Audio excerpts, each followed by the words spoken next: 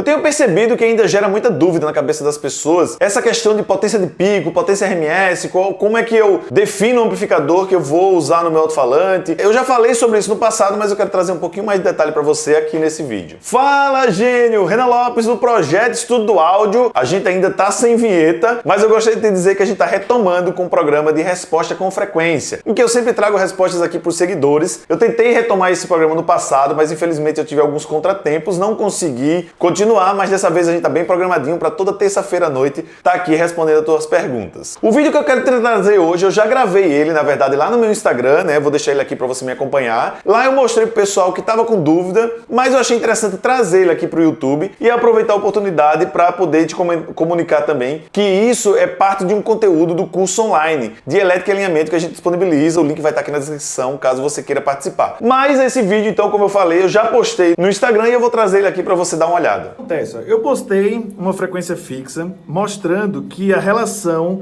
entre o pico e o RMS dessa frequência equivale a 3 dB, que é basicamente 1.4142 vezes, tá? Ou seja, é a relação entre o pico do sinal e a média desse sinal. E para provar isso daqui, nós vamos fazer o seguinte, ó, eu tô com o Audacity aqui rodando, eu vou dar play no sinal, tá rolando a frequência fixa, e aqui no gráfico já mostra, ó, menos 3 dB é a média do sinal, certo? Então, ou seja, se eu tirar o zoom aqui desse sinal, ó, eu vou tirar o zoom dele, tá aqui, vocês percebem que tem um local com mais densidade, que está em torno de 70%, e tem o pico do sinal, que está chegando lá no 100%. Tá claro até agora? Tá aí, ó, o pico do sinal chegou lá, eu retiro, e tá aqui 70%. O que acontece? Quando eu solto o play, esse buffer aqui, ó, enche o pico, que bateu em 0 dB, e o RMS está aqui em menos 3, mostrando que a relação dinâmica é de 3 decibéis desse sinal daqui em específico. Os amplificadores, eles são testados com esse sinal, tá? Então, que foi basicamente o que eu postei aqui, mostrando que os amplificadores são testados com a frequência fixa.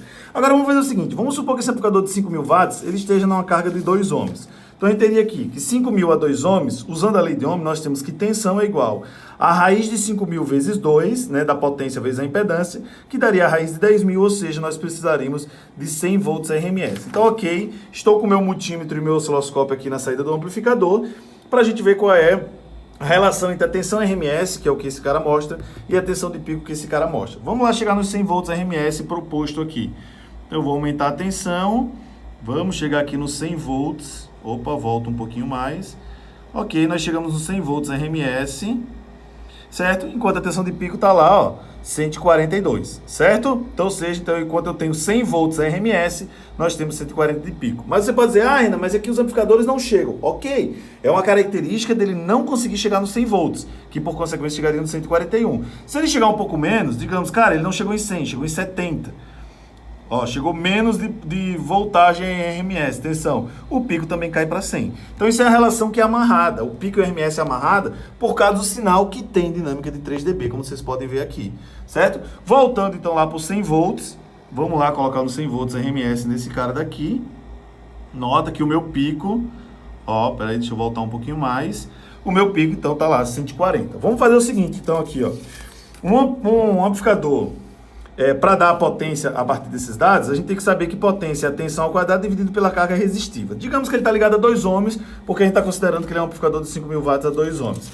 Então nós teríamos os 100 volts ao quadrado dividido por 2, né, que é a carga resistiva, daria 10.000 que dividido por 2, 5.000 watts RMS. Ou seja, porque nós temos 100 volts RMS. No pico, nós estamos batendo ali, ó, 142, tá? Eu calculei para 141, mas ok. Então, a potência de pico é o 141 ao quadrado dividido por 2. Nós temos, então, 20.000 que dividido por 2, 10.000. Então, por causa de uma característica do sinal, esse amplificador ele é para 5.000 watts RMS. Então, você compra ele como 5.000 watts RMS. Mas, como ele foi testado com a frequência fixa, que tem dinâmica de 3 dB, quer dizer que ele dá 100 volts RMS na saída e ele chega nos 140 volts de pico, por causa de uma característica do sinal, que me daria, então, 10.000 watts de pico, 5.000 RMS. Cara, não chegou nisso, não chegou no 100, chegou menos, ok. Então, ele vai dar menos de pico também, certo? É uma característica do sinal. Agora, digamos que o sinal muda. Ele agora não é mais 3 dB, como estava aqui. A relação não é mais 3 dB.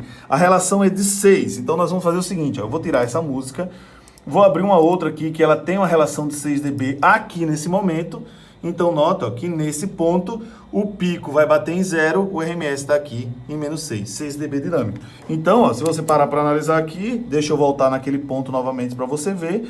Ó, o pico, ele continua lá no 140, o RMS está em 67, 70. Então, ou seja, a metade do pico. Por quê? Porque é uma característica dinâmica do sinal. Foi o sinal que fez isso. Então, enquanto o pico bateu em 141, o RMS bateu em 70. Então, quem define o clipe do amplificador, o limite máximo do amplificador, é o pico. O RMS depende da dinâmica do sinal. Quando ele foi testado com a frequência fixa, ele deu 100 volts, que equivale a 5.000 watts RMS e 10.000 de pico.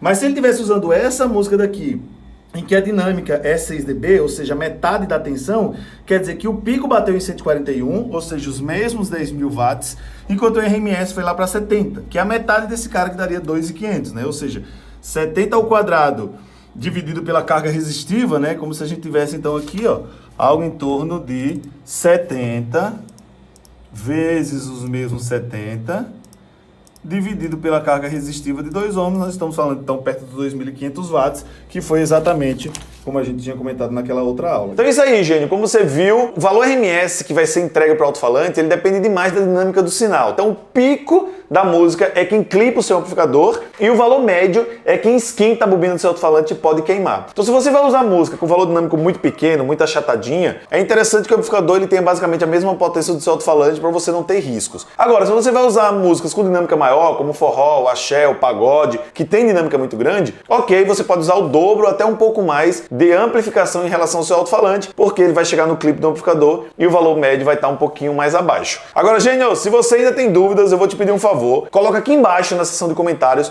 qual a dúvida que você tem para que a gente possa dar uma olhada e responder na próxima terça-feira. Obrigado por ter estado comigo até agora, estamos novamente de volta, quero contar contigo aqui, te vejo então no próximo vídeo. Um grande abraço e até depois. Valeu, Gênio!